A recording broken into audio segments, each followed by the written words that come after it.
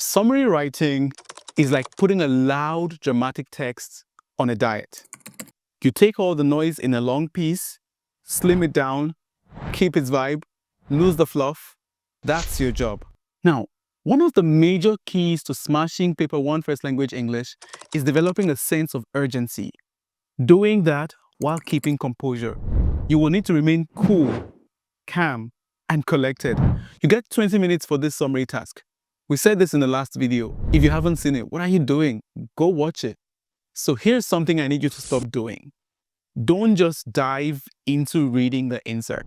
I know the clock is ticking and there's a temptation to just skim through and grab points, but you need to digest implicit meaning. If you don't properly understand the text, your summary is going to be a mess. The time you think you're saving, you'll lose later. It's not worth it. Here's the move. Read the question first. Yes, even underline the keywords. That way, when you actually read the insert, your brain is on alert mode. You know exactly what you're hunting for. You don't want to waste energy curating a beautiful response to a question nobody asked. A word of caution though, sometimes the summary is super straightforward. A question like, what are the writer's reasons for doing blah, blah, blah? It then becomes your responsibility to hunt for one thing, reasons. The focus of the question could be reasons, it could be features, advantages, policies, whatever the case, your goal is to identify the points and answer the question. However, there are some questions that are dual focused, like what are the advantages and disadvantages of taking a seasonal job?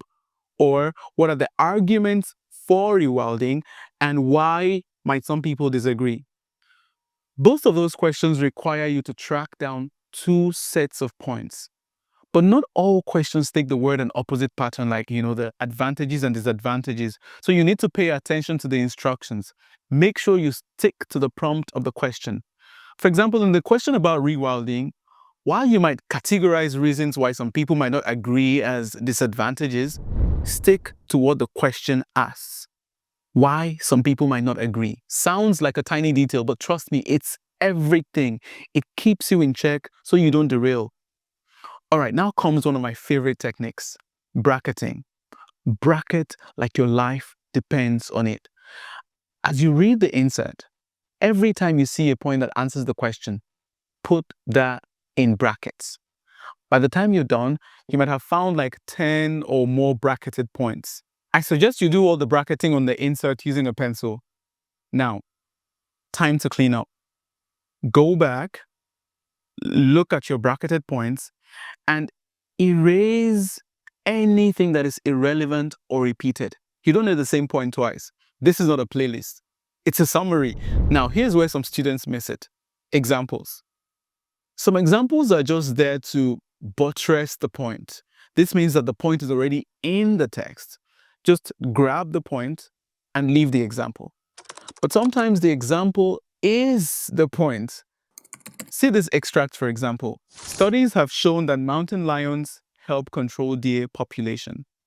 Now, if your question is about the role of predators in ecosystems, for example, it will then be your duty to figure out if this example applies. If it does, use it. If it does not, discard the example. The actual point which is implied is the fact that predators help balance ecosystems. The problem, though, is that some texts dedicate an entire paragraph to an example. Do not waste words on the explanation of an example. Your job is to extract the point from the example. You don't have words to waste. Which brings me to filtering. You're not going to be able to fit 10 or 12 points into 120 words. So pick the strongest, most relevant 8 to 10 points and keep them for your summary. But as you do this, you need to have sequencing in mind. Sequencing is you basically deciding what order you want your points to follow. Each point is not to be treated like its own separate sentence. That will turn your summary into a lifeless list. Look for points that naturally go together. Merge them, blend them, pair them up. It's like cooking. You need to combine ingredients in the right proportion. Test which points can merge smoothly. Your examiner will be able to tell whether you actually put some thought into this. And once you've gone through this process and decided on the order, you can then begin to number each bracket to help guide you when you start writing. If there's one thing to remember about sequencing, it's this. The order of points in the text is not always the best order for your summary.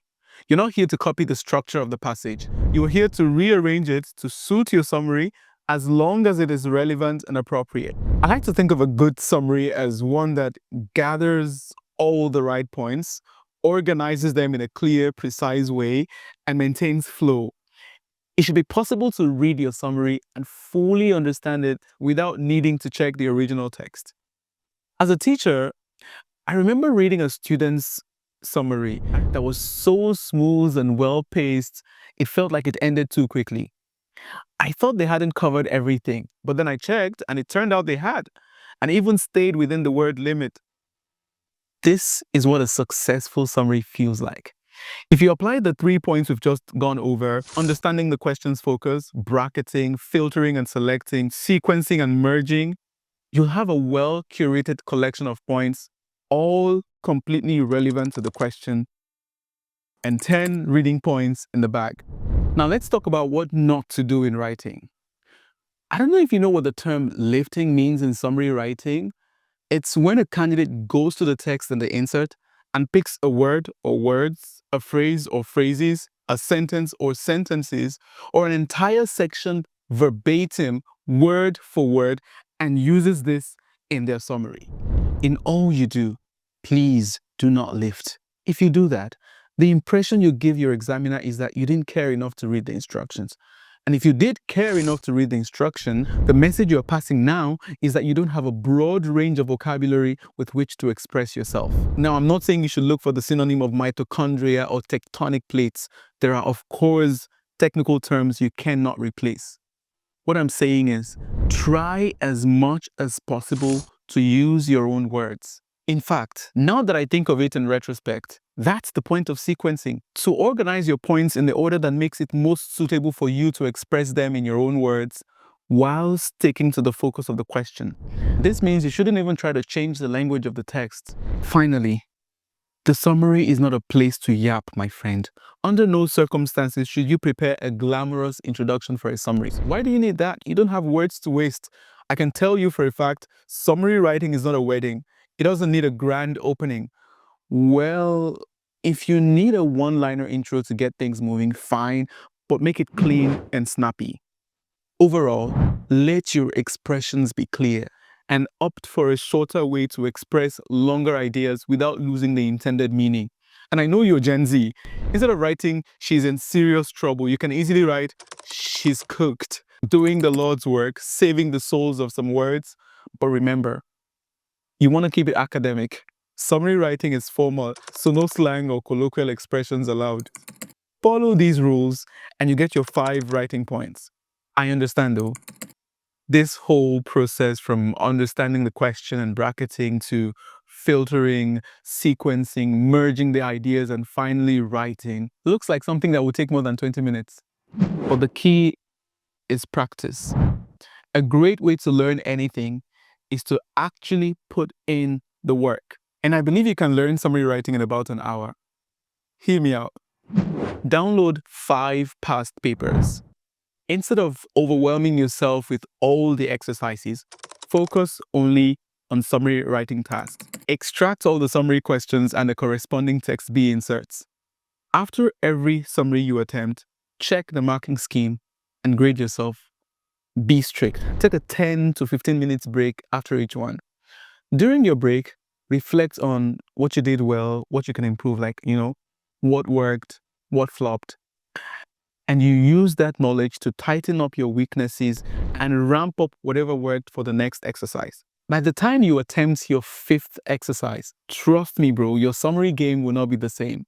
As you get used to the techniques and trust the process, you will get faster at going through your insert and preparing your summary response. And the 20 minutes will be just fine. Are you going to give it a try? I think you should do that. I mean, you want to pass that paper? Please let me know in the comment section if you did. I hope you found this video helpful. Next, we'll discuss the writer's effect question. Don't forget to subscribe and turn on notification so you'll be the first to know when it drops. Best wishes, my friends, and see you in the next video. Pass that paper.